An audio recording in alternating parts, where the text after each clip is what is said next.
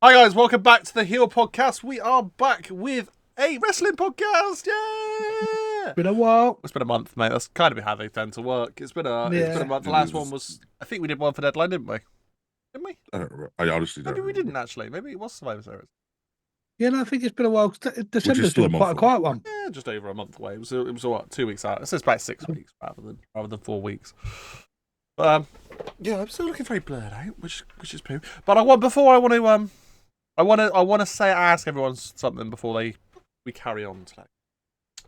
If you have come from one of our shorts, which is not going to make sense when this comes out immediately because the shorts won't exist, but if you come from one of our shorts to our podcast, can you just let us know in the comments below? We want to know how well they work, whether the linking through from the shorts into the main thing is actually worth the time, if it's worth doing, if it helps boost the views, if people like popping in and be like, oh yeah, we'll check that out quickly.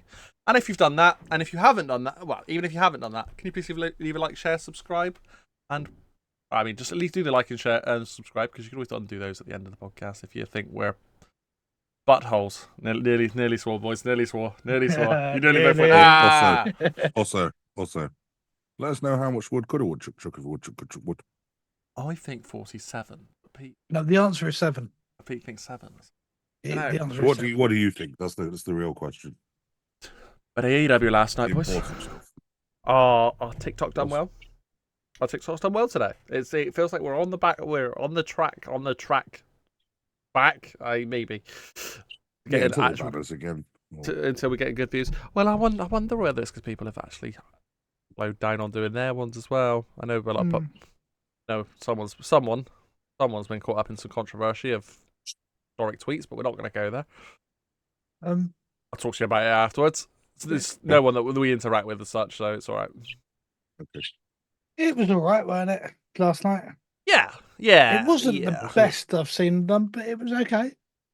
Yeah, I think it was funny actually. Well, before we actually get into the matches, we spoke about it last night. We went, yeah, good match, great show. And then I have thought about it, and I've seen TikTok as well. I've actually gone, yeah, no, I think you're right. Actually, it was all right. It was all right.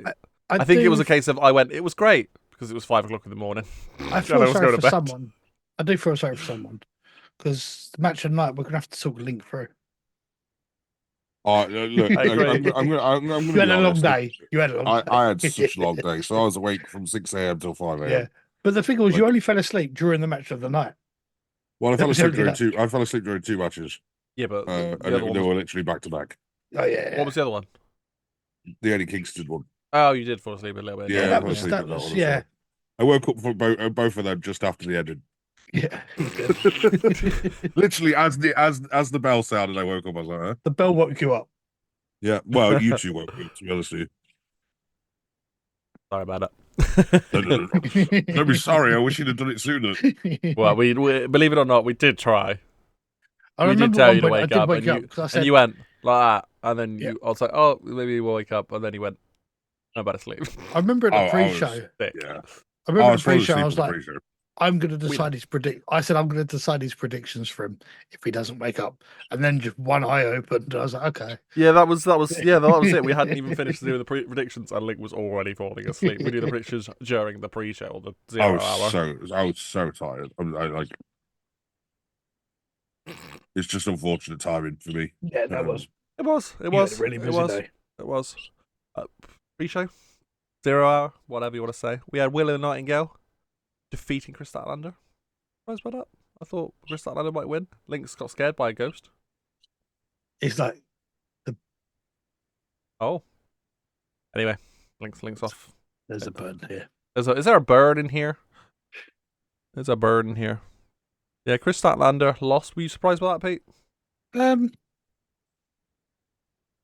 A bit, but it was one of those. It was just There is an actual bird in here now. There is. It's one of those. She's here. She might shut up. It's one of those I wasn't really fussed about, to be honest. Last night, we didn't find out it was actually happening until just before the event, did we?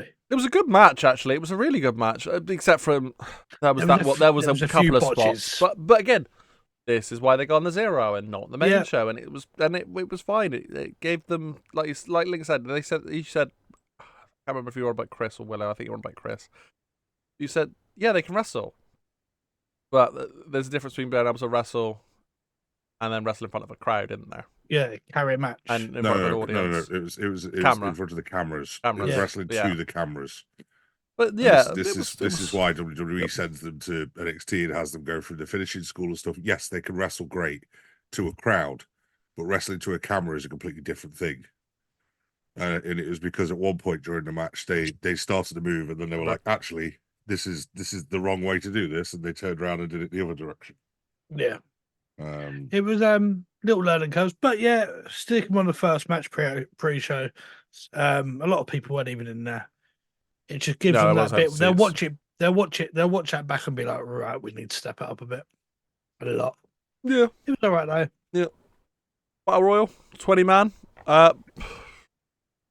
Kill Switch, formerly known as Luchasaurus, now holds, kind of, the TNT contract.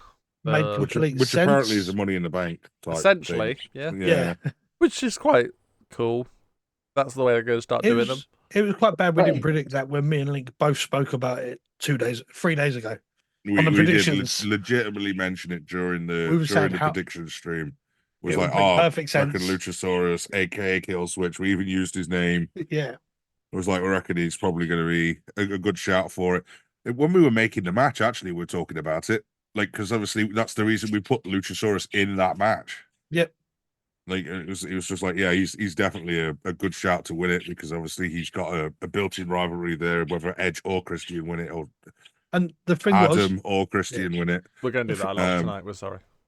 Today. And the thing was when we realised another match got announced, all of the other people we went to put in that match ended up in an 8-man tag. So it was like he was one of the only ones left, and we still didn't predict. Yeah, well, the rest of the list was a bit like, who was it we said? Oh, Lance Archer was probably, realistically, the only one we thought might do it. We all wanted Danhausen, but... that was never going to happen, though, was it? No, it was never happened. Trent Beretta did put on a good show, and obviously got eliminated last. Yeah, Lance Archer was realistically the only other one. What'd you say? I was very surprised. He turned on Danhausen, yeah. He did. Very surprised that we didn't get Lance Archer. Lance Archer would have been a great shout, and just put him back on that road that he needs to be on to be relevant again, unfortunately, which is crazy, because that guy is so talented. And the thing was, the TNT title run's not even that bad now, because we were saying that Christian's kind of made that title relevant this last year. He's made it something worthwhile to win. Where at one point it was just looked like, it's just a minor title. It's actually a big thing now. Yeah, but it made sense that Killswitch does get the win as well, by the way, for later on in the night. But we'll get to that. It wouldn't have made sense otherwise if it had been Lance Archer, would it? Hook defeating Wheeler Yuta. It was our first one where we were properly predicting, and that was the other thing. We were doing predictions against the computer. That happened on Thursday, and that went out on Fridays. Friday on YouTube. And the computer had a bit of a stinker with the predictions, didn't it? Really, it predicted a lot of matches that were like, that ain't gonna happen. But we were trying to avoid dressing up as women for the whole of the Royal Rumble stream. And sorry, I'm going to tell you now, none of us are doing it. So if you want the result, that's all you need to know. We ain't doing it. It's exciting. I'm glad, but this was the first one where the computer went Wheeler Yuta and we all went Hook. Anything but Hook, was it? Both really good, but yeah, Hook weren't losing that. Although I'll give. No, it said. Wait, you guys said that Hook was going to win by submission. We did. The computer did. Yeah, he did. Yeah, but Yuta got the win. Yeah, he did. Okay, so you're saying that Yuta submitted. Yuta won by submission. That match ended up submission on the game, so it must be the other way. Okay, yeah. Fair enough. But again, good match. Dark show. Where are we watching it? We would go for our massively predictions at the end, weren't we? There was quite a lot of predictions to do as well. But there was a lot. It was good. It was good. It was a big card. It was good. It was as big as some of the Mania cards I've seen. Yeah. Speaking of Mania, Japanese Mania's in a couple of days. Wrestle Kingdom. Yeah, I'm looking forward to actually seeing a good one. Yeah, so that'll be over on our twitch.tv/The Hill Project, where we'll be live for like 6:30, we think. Our time, we think. AM. That is, which is good in a way, because we finish at 11 and then we're done for the day. Then we go back to bed normally because it's absolutely exhausting. Well, we won't be because Pete's got to go out. I'm out for the day. And then about half an hour later, my wife will be back because she's working. She's only working mornings after Christmas now. So Link's going back to bed. Link will go back to bed. I'll have to well do something. Oh, you're not really, actually. Yeah, we'll see. We'll see. Yeah. I'm supposed to be taking the car in for a service that day, and supposed to be going to the doctors, and supposed to be doing this, that, and the other. And now I'm like, yeah, I didn't just double book myself for that day. I triple booked myself. So yes, wasn't smart. Do with recording some sort of what just happened as well, really. For it. Maybe we won't get a podcast. We'll do what just happened, but we're going to struggle to get that on the day with Pete being in a. But I suppose it depends what time it finishes. If he hasn't got to leave till 12, so if it finishes at 10:30 or something, then we're laughing. We'll probably get done straight away. Yeah, we can do a what just happened, a 20-minute thing. Pop it out, boosh. Pop it out. But what else didn't get popped out? I don't know where I'm going with this, but popped out was the Blackpool Combat Club defeating. And Briscoe and Daniel Garcia defeated Night of the World, going with the popping it out. No. They defeated Brody King, Jay White, Jay Lethal, and Roosh. This was a weird one. This was just a strange match. How's Garcia's nose today? Oh yeah, he broke his nose. He broke his nose. And then carried on for ages with that broken nose. The match for a long time with a broken nose. That was So this was all the people that were the losers for the league, yeah? It was. That's what we worked out in the end. Wes was going for it again. That was a weird team. Oh, these are all the other people in the groups, apart from the two finalists. Because they're getting paid regardless. They might as well you're going to have to go work for your money this week. Do they get paid more? They all get paid regardless. They're getting paid. No, I meant because they don't do it on as appearances, do they? They do it as a weekly wage, don't they? In AEW. Well, I don't know about pay-per-views. Oh, okay. That might be different. To be fair, it wasn't a bad match, this one. I quite liked it. It was very backwards and forwards the whole match. Yeah, that's fair. There was was this the one with finisher after finisher, or was that the other one? No, it was this one, wasn't it? No, this one had the yeah, because Claudio managed to throw up. I was about to say it was just Claudio. Really high. Claudio's thing was just the only bit I remember really. And it was just... I remember Claudio doing the spin. I don't know if he'd done the spin too, but Daniel Bryan come in with the flying kick to the head as well. Yeah, there was some good spots in this one, but yeah, it was all right. I enjoyed it. Considering it was a last-minute match. We 100% got our prediction right on this one as well, though, because it was just like it was obvious. Well, I went the other way to mix it up. Pete went the other way to mix it up, but that one was an irrelevant one, so it wasn't so bad. It was an irrelevant pick. Someone's got a question. If is it my budgie? For our Discord, no. Was the Miro Andrade did the Miro Andrade match feel like a loser joins WWE? Up. I don't like saying it like that, but it's if everything we've been told is true, yes, Andrade's on his way out. I was actually, after reading some of the stuff that I'd read, I was surprised to see him last night. Yeah. The match was very good because they're both professionals and they're both very good at wrestling. But yeah, I guess with CJ kind of screwing over Andrade during the match as well, it makes sense that that's kind of him done. And I'm assuming CJ's obviously they're going to move on and just go straight back to Miro. Well, I'll say if this push carries on with Miro, because he looked really good again. It showed how good he was again last night. Because we haven't seen him, and I forgot how good he was. I wouldn't mind seeing him with a little TNT title run. You were going to say that. I wouldn't mind seeing that. A little title run, not the world title, but I could see him using him somewhere. He's too good to be forgot about again. Do you know what my problem is with that? God. Tony Khan's going to be watching this and go, yeah, you're right. Let me invent a new title for Miro. Yeah. But he deserves to not be forgot about. Watching him last night, he was like, do you know what? He is a good wrestler and he really can sell a match. He can. He can. He's very, very good. I forgot how good he was. But to be honest with you, mate, there's so much talent as well. Like Lance Archer needs to be back around that picture. You know, there's so many guys in the business that are so, or in AEW especially. Like we're sat talking about the people that could be in the Battle Royal. You know, there was no Hangman Page last night. There was no Young Bucks last night. There was no. Actually, that's probably why I enjoyed it so much. There were still plenty of people you didn't like towards the end of the show. Don't get me wrong, mate. But there was lots of people that just weren't on the card last night. Yeah. Despite the fact it being such a big card, it was a big card. Yeah, there was a lot of names that just weren't there at all, and they're all big names that could quite possibly go into any title contention. They could go into the world title, they could go into the TNT title, they could go in, they go for the TBS title, they could go for the women's title. Like they can just do whatever they want because Tony Khan's world. And we're still looking at some big names that we thought might have turned up last night that still might turn up in AEW soon. People like Ziggler and that. So you've got these lot that are they're still gonna, obviously they're gonna be looking to go somewhere like that. You know what? After seeing, we will probably get to this anyway.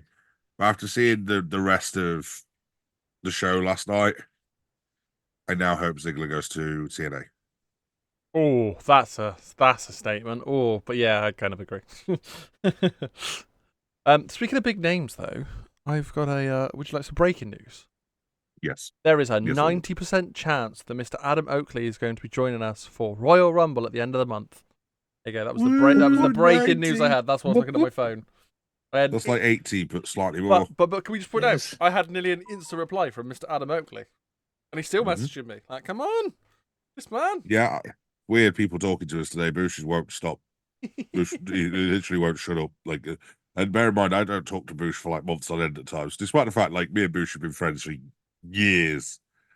We'd sometimes go months without talking because we just don't need to. But yeah, you don't need to. Yeah, we're all good and all gravy in that. Yes, that's our update with our current guest for the next pay-per-view, which will be the Royal Rumble. We think there isn't an NXT before that, is there? No, Royal Rumble's the next one. Oh, no, wait, it's not our next pay-per-view. There's one Thursday. There's one Thursday. Yeah, I'd forgot about that. Tony Storm. Link's like, what? Thursday? Oh, yeah. Tony Storm. It's a weird one, though, it's in the morning, so don't really think about it as like the normal It's an early start, scenarios. But once we're sort of... Everyone's that's going to join us is going to be tired as well, so it's all going to be like, yeah, okay. It's a chilled out one. Chilled out start to the day. I reckon, Link, you should start getting yourself in City about like in the queue for about like 9 o'clock, and we should time it perfectly. He's like, sod that, I'm going back to bed. I went into the queue like not long before we started this. There was 3 people in the queue. I was in within 30 seconds. I found that in the mornings at the minute, so it's quite good. Early mornings are really easy to get in, but it gets super busy as soon as you get into the afternoon, which is why I want to try and do things in the morning because then I can actually get in. Fair enough. Tony Storm was on the next one, and she defeated Rio. Apart from looking like a vaudevillain, yeah. Well, I thought she'd killed Rio at one point as well. You did. That was the finisher. I've watched it back on TikTok. I don't think it was as bad as you thought it was. It was very. I think it was one of those. Crisp. You got caught in sort of in the action, and your brain's gone like that was way worse. If you watch back, you're like, oh, yeah, it was. Well, it's botched. It was nasty, but it was botched as well. Like she twisted it the wrong way, she turned the wrong way, and she took the move, and it wasn't pleasant at all. Like I've never heard from her since. No, I don't. Even if I had, I wouldn't know she speaks Japanese. Let me message Duffy. Oh God. Moving on. Swerve Strickland defeated Dustin Rhodes, which is a weird match in itself. It was, considering Dustin Rhodes wasn't supposed to be there. It was supposed to be. It was supposed to be Keith Lee, and then we got announced that Keith Lee's injured again. And then it looked like it wasn't even going to be Dustin because they did the whole angle before the match even started with him breaking his leg. And then for some reason, Dustin then came out and just had a full match without any injuries. The thing is, the Keith Lee stuff was all kayfabe, I think, anyway, because he attacked him with a cinder block. And then they just replaced him with Dustin Rhodes. So it's like, and then they attacked him with a cinder block. But why big up Keith Lee to put him in a match and then just pull him for it anyway? I think it is kayfabe. I don't know if it was kayfabe. I think there might be something more going on with Keith Lee, personally.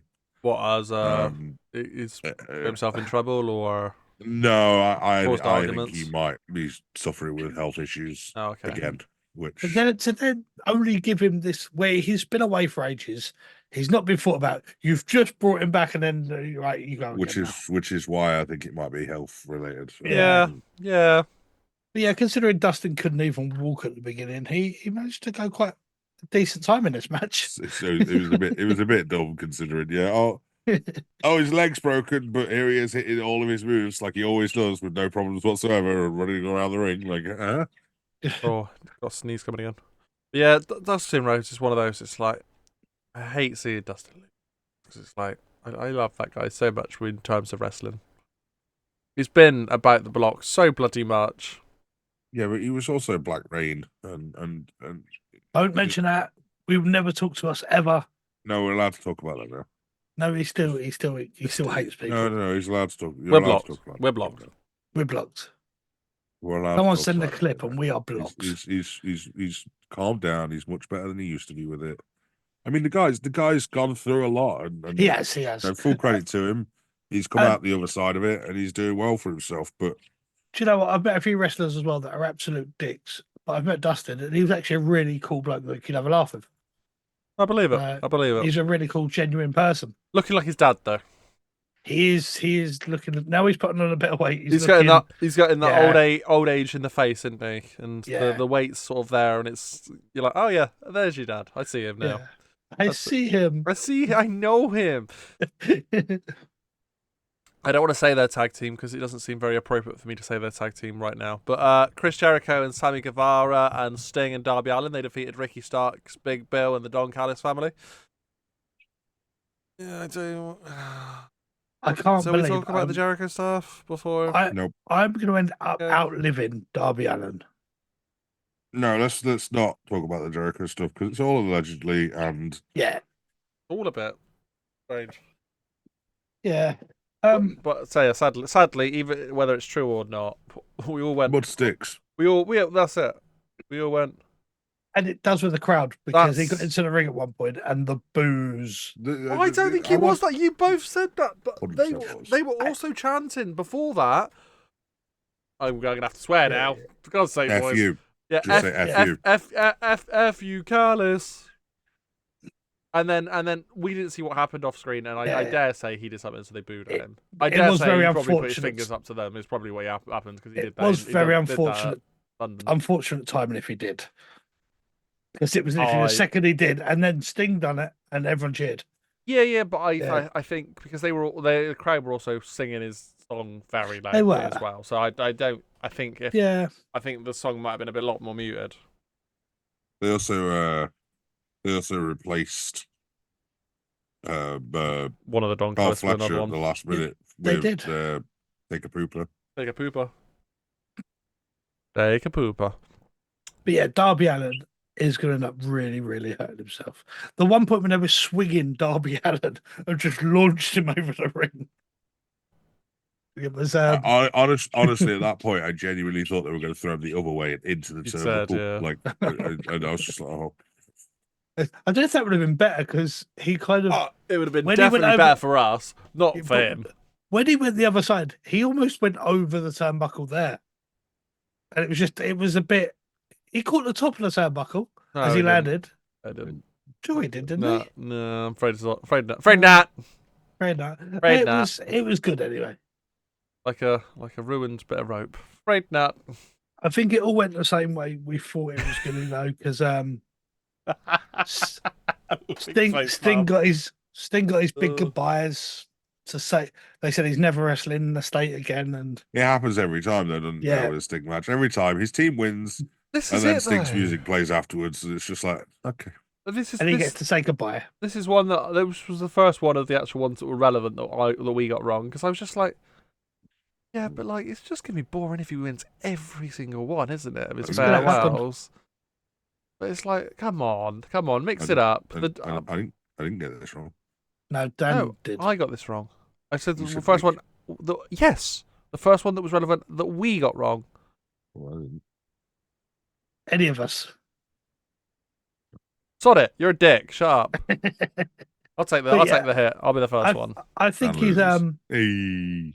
I think it's going to happen. He's going to get his big send off. Tony Khan wants to give him the big one, and you won't really see him in many matches now. But just say Tony Khan wants to give him the big one.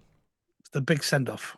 Oh, I could have sworn you also then followed it up with Tony Khan wants to give him the big one. What? Like maybe does. Like a big old line of Charlie. Like a proper slug.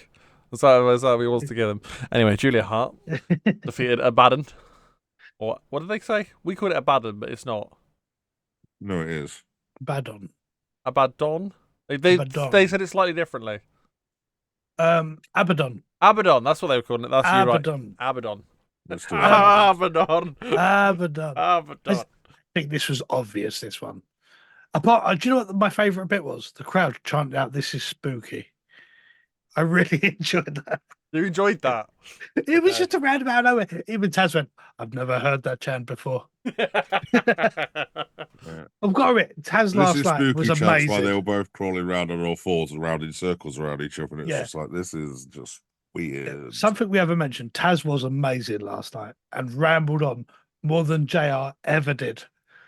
Yeah, Taz was good on commentary last night. I'll give him that. Taz has kind of always done that, to be honest with you. But I particularly enjoyed him last night, actually. No, you're right. He was quite funny. Biting his legal was a weird stipulation, wasn't it? Yeah, biting was legal in this match. Yeah, house rules match, isn't it? Where they get to make their own rule. I'd seen it advertised nowhere that it was a house rules match before up to that point, and then all of a sudden it was like, it's a house rules match, and Abaddon is biting his legal. Okay. Right. I think most of the matches we were like, what's the stipulation of this one? We don't know. We're just going to find out once it happens. Oh. I was going to say, sorry about that on the podcast, everyone. Pete froze for me for some reason again. Me and Pete have a connection issue. I don't know why it only happens on my end. It's so strange. I feel connected. It's fine for me. Yeah, it's just every now and again. It's just, I don't know. It's a weird one. Weird. Now, Link, you can stay quiet. That's me. Because we are there. We are Adam Copeland versus the Christian Saga. Because that match was terrific. I really enjoyed this match, Pete. It was really, really good. I was even looking up bits and pieces like start times for Wrestle Kingdom. But it took me so long because I couldn't take, because we was asking about it. But I couldn't keep my eyes off this match. It took so long just to work at the time. Every time I tried to turn, I had to look back at it. It was so good. Such a good match. Brutal. Nice use of having the extra man on the outside of Nick Wayne as well with the table spot. Thank God that they threw down the extra lighter stuff underneath the Yeah, Link, you don't mind knowing about this. They ended up using lighter fluid on the tables, and then done one spot with Edge. They went to go and do another spot with Nick Wayne, and they had to relight the whole thing again. It just completely went out. But it was a couple of really good spots there with it. I apologise again, Pete. You froze again. You'll be back in a minute, I'm sure. There you are. You're back. Yeah. But yeah, a couple of really good lighter spots with those tables. So Nick Wayne taking that spot through the table. He kind of overshot the table, which was good. But really, really good match. Well, I say the fact that he went out because they were like, "Oh yeah, it's only lighter fluid, so it dries up really quickly," and they were like panicking, and then Edge had to, Adam Copeland had to start spraying it all down again and start bedding it up before he could then put Nick Wayne through the table, which was done also very well. Pete, you said he threw him over, yeah. Boom, lovely. And even the crowd were chanting for Adam Copeland that he's a sick fuck, and they chanted quite a lot because he was pouring that lighter fluid on to make sure it didn't go back out. It was a lot. It was a hell of a lot. Like, I thought, bloody hell, boys, if you set this alight, I was thinking, at some point this is going to do more of a poof and going to proper probably didn't, thankfully. It's definitely one to watch back, but it was mad that Edge was doing. It was a few spears in there through the table as well, and it ended with a kill switch from after the spear, Copeland. by the way. After the spear. Copeland already done a spear on Christian through the table. And it ended with a kill switch from Copeland. And then I woke up. You did. To win the TNT Championship. And new TNT champion. For technically all of 11 minutes. 11 minutes, 11 seconds. 11 seconds, because as he was celebrating... We had the build-up before it, but yeah, the match... It was a little bit longer than 11 seconds that he actually held the title, but yeah. Well, as he was celebrating, Killswitch appeared just behind him and decided to beat him down a bit more and cash in. Let's go fake Kane. Well, he was going to cash in, and then Christian decided to enter the ring, didn't he? But he demanded the contract. Well, he didn't want to give it to Christian. He didn't want to give it to him. And then Christian whispered something in his ear, and then he reluctantly handed it over. So, have I missed something from that storyline? Is there something there that we know that Christian's got a bid held on him? He's still left with Christian as well after the whole thing, and it was it's a strange one. It's a strange because obviously Christian and him have had weird little spats with each other as well during the whole thing, and obviously they had the thing where Christian forced him to kneel after renaming him Kill Switch and told Nick Wayne that he was better than him and that he was his son and he should never kneel to anyone and that he's just the best while still having Luchasaurus kneel the whole time. They're definitely teasing for eventually some sort of Christian versus Luchasaurus massive blow off and Luchasaurus becoming a big face, I would imagine. You'd hope they are actually referencing that Christian is now Nick Wayne's dad constantly. They mentioned it about 100 times last night. That is his dad. And respect your father. Yeah. It's all of it. And then Christian actually went as he walks up the ramp after beating Edge for the title again. It was him and Nick Wayne. Nick Wayne's mum had their arms around each other, walking back up the ramp. Which I noticed that, and I was like, okay. They're definitely got a good storyline going on Christian. I noticed that too. The issue is with it, it's and then Edge left actually afterwards, didn't he? And then it was it felt like Edge was being written off for a while. I did say if we didn't know Edge had, Copeland had signed a long-term deal, that would have, to me, seemed pretty much like he was done. It would have only been a short-term thing, but they kind of advertised that he's going to be around full-time and it's long-term. It was a weird one. It's confused me. But again, it's where does that TNT Championship go now? If it's not between, I don't know who they're going to go for next. If it's not going to be Copeland again, because it sort of should be. Still, but then again, who comes in next? That's the end of the story to me. That's the end of the storyline for now. That the kind of finish it felt to me last night. With the way that Copeland left? Yeah. That was the end of the chapter kind of thing. Yeah. So, no. I'll be interested to see who they're putting up as the sort of the next challenger. I still want to see Edge come back and become Christian's partner and work together again. Well, I mean, that's possibly what we end up with eventually, is that we end up with Killswitch on one side and then they're basically Killswitch and Copeland switching, basically. Yeah. I think could well happen. But again, that whole match and segments were... it's definitely one to watch back. Was by far the best bit of the night, which is match bad considering what else happened at the end, really. It was, because that was a bit...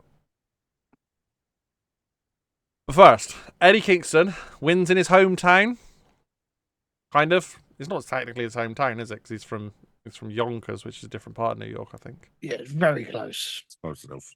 It is. So what they were billing as was Eddie Kingston and MJF, obviously the two hometown boys last night.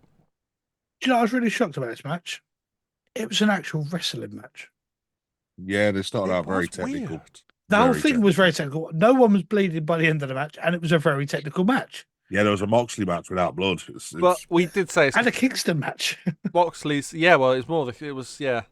the fact that Kingston wasn't bleeding, he hasn't got a match on Thursday, whereas Moxley has. So I kind of get why there probably wasn't that much stuff. And obviously, it wasn't made. It was deliberately not made into a no DQ match. It was a good match, but it was just a weird one for the style of what they both are. Yeah, I wasn't expecting a technical wrestling match, and that's what this pretty much was the whole match. Well, the finish was essentially a slap fest until he hit him with a spinning. Some of those chops from Kingston. Hurricane, yeah. Some of those Kingston chops made me feel a bit sick. You could hear how bad they were. But again, some of them made Brian Danielson feel sick on commentary as well, to be fair. Yeah. He was having an interesting time on commentary, wasn't he? Danielson added a lot to the commentary table, actually. Yeah. I quite enjoyed having him there. I did say I think we're going to see him there next year, I'd say. I think we're pretty much seeing there full time. What, on commentary? Once he gives up his wrestling, I think we're going to end up seeing him on commentary a lot. I think you'd see him more as an authority figure. Yeah, I think we'll see him every now and again. I don't think we'll see him full time at all. I think we'd like that. I'd like it to be honest, because it'll build the rivalry, I think, for him and McGuinness feuding at commentary quite a lot. But I think that's where it'll go.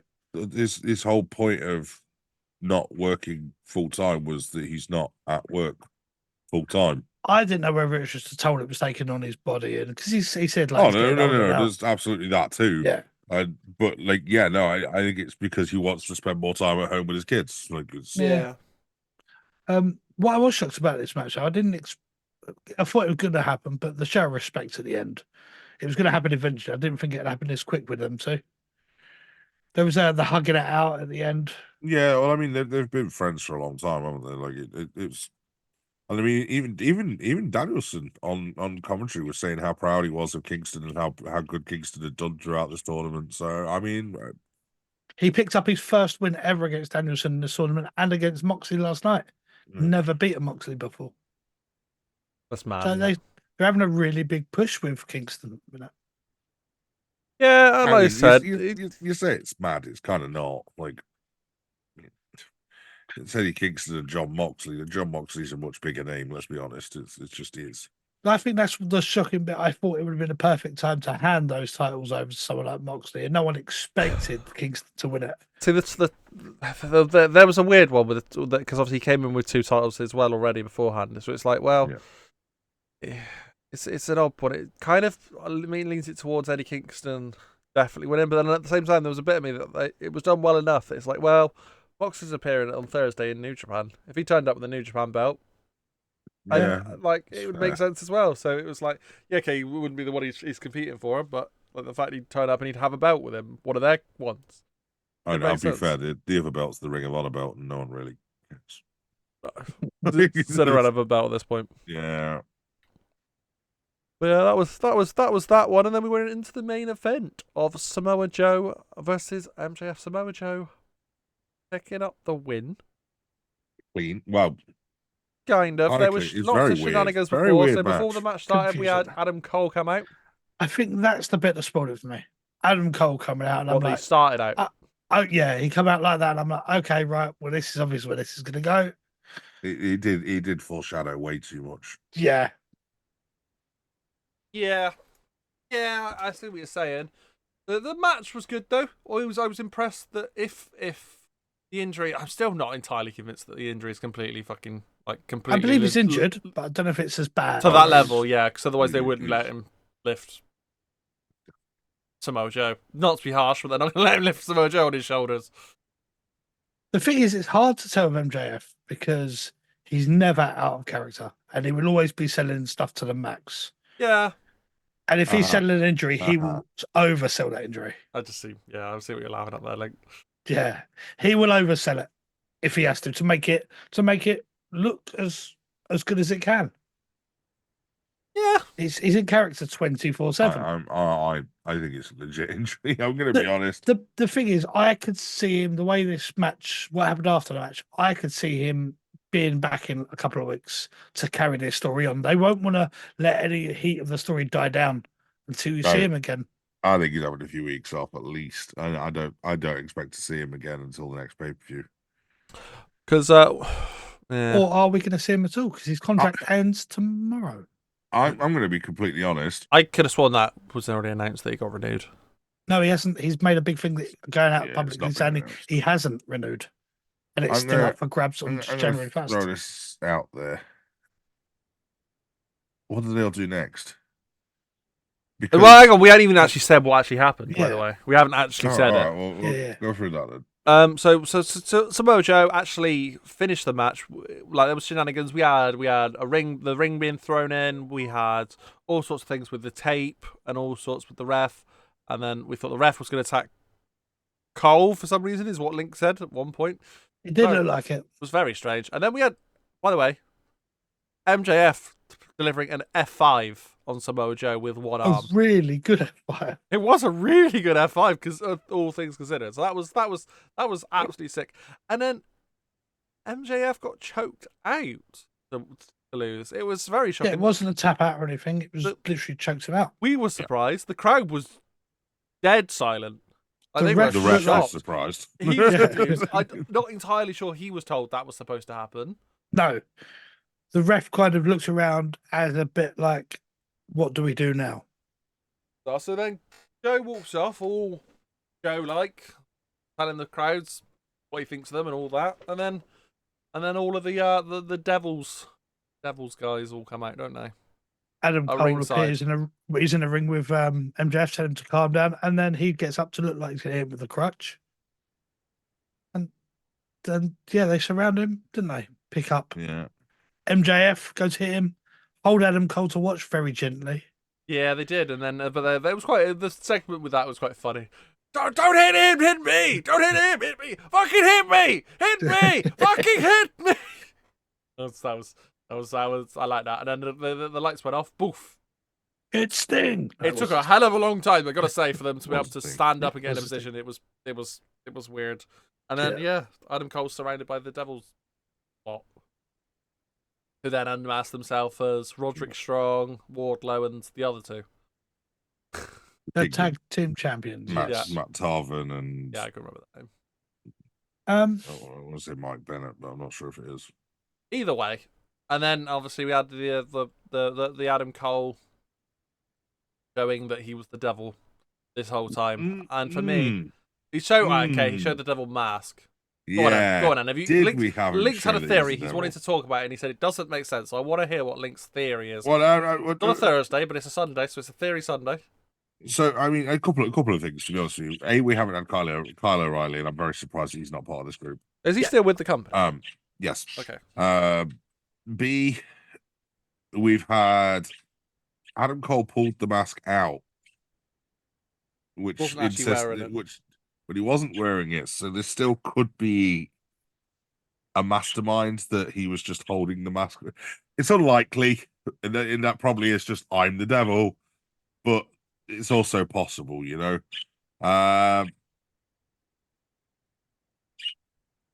The thing is, you're not going to have a mastermind. What were you going to have it as a mastermind above Adam Cole? That's the thing. Baker. Britt Baker, did you say? Britt's been spoke about a lot. She's been around, not been on screen. She has been backstage quite a bit. And they were saying it works out a lot with Britt Baker and Adam Cole as a puppet kind of. But my big thing now is, where do they go from this? Because realistically, MJF needs to take some time off. This whole thing kind of is irrelevant. Like, it's almost like Adam Cole's done it just to screw MJF over, but like, it's like, why? Realistically, like, logically, it would be because he wanted the title. Yeah. But the title's not in the picture anymore. So what's the point? This is why what is the point? Where is it going? What is the overall goal? It feels like a bit of a rushed ending to it. Yeah, this is which is what makes me think there's an actual injury. Sorry, Pete. I thought that MJF was going to pick up the win last night, still keep the title, and it would have come out like this. And I really thought the way I would have seen it is the end goal being All In again, London, the final MJF versus Adam Cole. They're built for that. Do you think they're going to go all the way to August? No, I think they would have, what I would do is have MJF pick off one by one, have to go through all of the masked people, because I think there'll be more. I'd have had it so there was a big crew of them, and the end goal being Adam Cole, or Adam Cole gets the title somehow, and Adam Cole being MJF at All In, being the big finale again. So you wanna wait a whole 8 months before we actually end the story? I'd have this ambassador.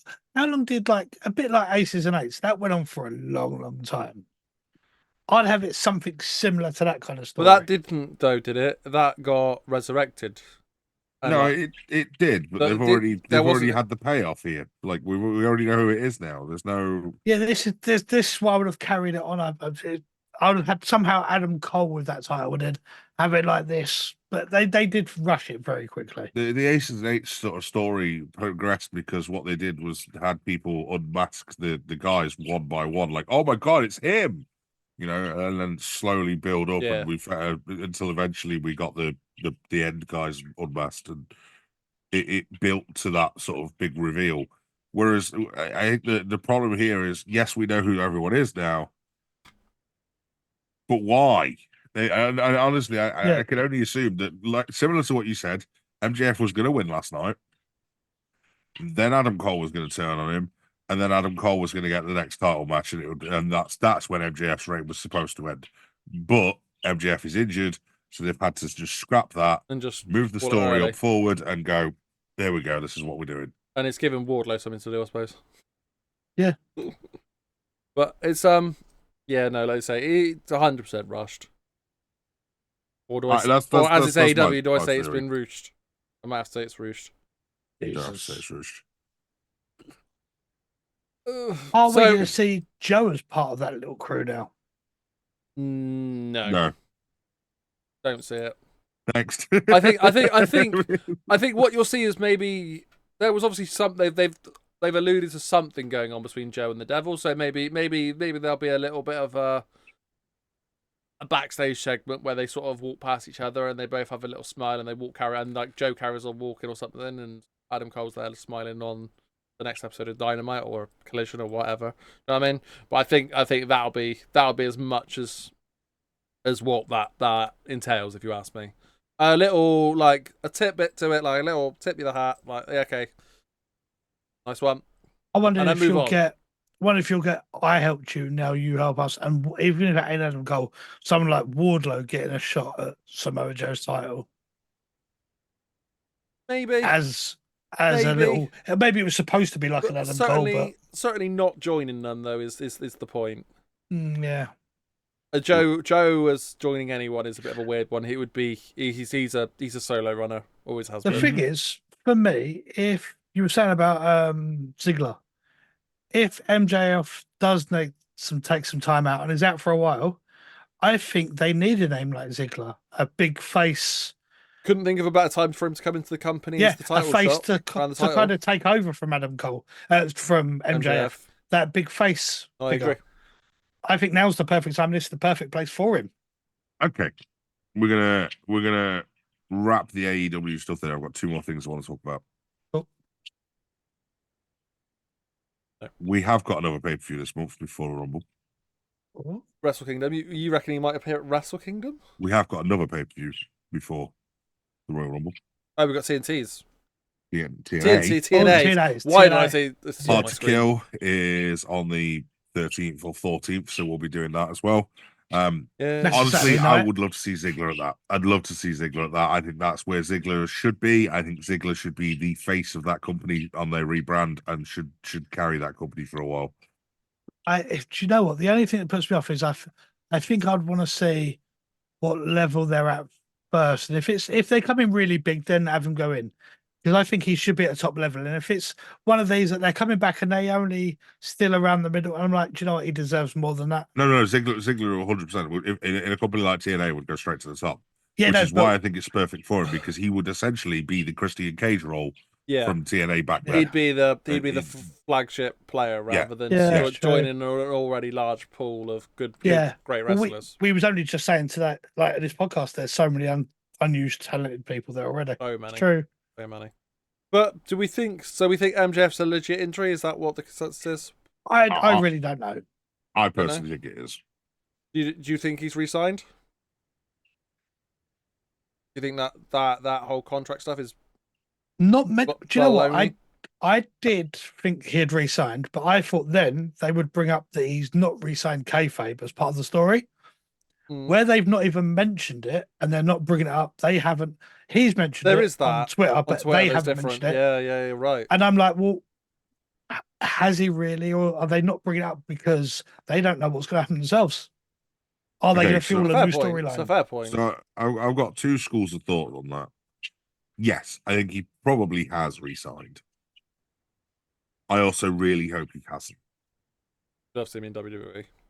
Well, not even necessarily that. I'd love to see the bidding war actually happen. I'd love to see him get his worth. Yeah. I'd love to see, because let's be honest, until you've actually got that free market where you can go, okay, I'm available. Who's got what? He's never going to see the complete picture of what he could get anywhere. Whereas, which is what Ospreay did, because he went, oh, okay, I'm not going to wait and see what offers I can get elsewhere. I'm just going to take this one, which is really stupid. Like, I'm sorry, just really, really stupid. Imagine the pop if one day, like very soon, they do WWE do their special guest in the crowd, and MJF's in the crowd at one point. The whole place would be absolutely mental. Not re-signing, but just appearing in the crowd. Just a one-off as a guest. Even just just a one-off. Just show that I am a free agent. No, I just come out and get eliminated in a couple of people, but get some sort of spot in and just have that one-off appearance.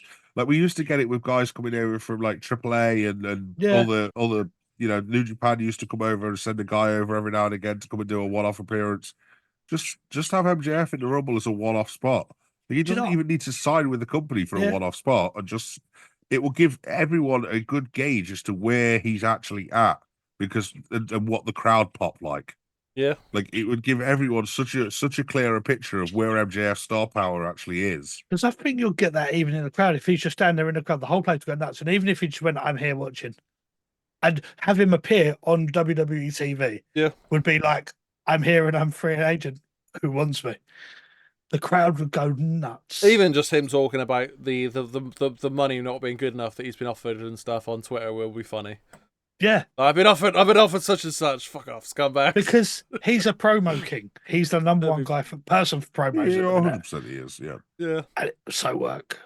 Speaking of people that are really involved in promos and also really involved in matches and also really involved in everything to do with professional wrestling in the WWE. Yeah. There is another person that's about to become a free agent. So, Kevin Dunn. Who the fuck is Kevin? Jack, you went, who the fuck, Kevin? Who the fuck, Kevin? But he was like, did you say Pete Dunn? Kevin. The lads have finished swearing. Terrible people. They're swearing in the Minecraft thing that going out later on today. Oh, that's a good point, actually. We've got a Minecraft thing going out later today for our mate. There you are. So Kevin Dunn has handed in his notice and is leaving the WWE after 20 odd years and being a huge part of wrestling, and having all fans hate him everywhere because he cuts away at the stupid moments and ruining Edge's return by cutting away from him spearing Dolph Ziggler. And personally, I don't see the big hoo-ha about it. I don't think it's going to be as big of a thing as people realise. The people, like, he isn't... like, there is people that are going to be able to do just what he does. I think the difference is he is the critical part of the company. Like, he's the person that decides what goes on TV and what doesn't.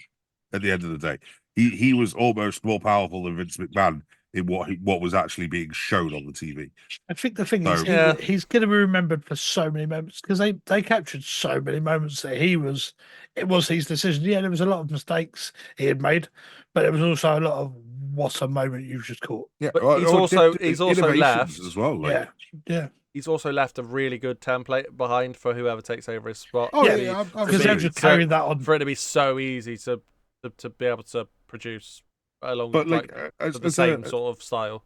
So easy. As a wider picture, the WWE have all for a long time, probably about 20 years while Dunn's been running it, had the best production value of any company going. Yeah. A lot of that's down to him. Like, so I think if we sat here and just went, yeah, it's not really that important, who cares? It's we'd be doing a massive disservice to the business as a whole. Like, he's a massive part of said business. It's just the part that we don't see on TV. Or we don't physically see on TV. My point is, he's the guy in that spot at this point. Like, it's not though he's an irreplaceable bloke. I do kind of think they need someone. They need someone like that in AEW, 100%. They need a good creative mind there to run it again. But I can imagine he's got such a good team that have learned so much from him. Oh yeah, when he's not there, it could almost run itself now. But you still need that creative person to go, do you know what? We should do this. Well, you put it all together in the first place. This is the point. Like, it's his innovations are what has changed the wrestling business massively, and what we watch on TV and will do for years and years and years to come. All like, they need simple things, and I know it sounds really stupid, but do you know when someone gets hit with a chair? Yeah. Or when they're punching in the corners and things, and the camera moves with them? Yeah. Like, I know everyone hates that, but it adds to the overall feel of the product. And that stuff that he invented and that stuff that he brought in was literally just the swing of the camera as the guy's punching someone in the head, or the swing of the camera up and down as they're swinging a chair at him. Just the little movements in camera work and little cutaways in certain positions and things like that. Like, the subtle things that you won't even realize are happening is the stuff that guy brought into the business. Like, don't get me wrong, I'm sure there's been other people that have gone, oh, what if this works? And he's gone, yeah, let's give it a go. I'm not saying he personally came up with every single idea, but it's little things like that that's at the end of the day, he's gone, yes, we'll do this, or we won't. I think the thing they've got to be careful with is whoever they bring in, they're going to need to say to them, look, this is up this way, carry on this way.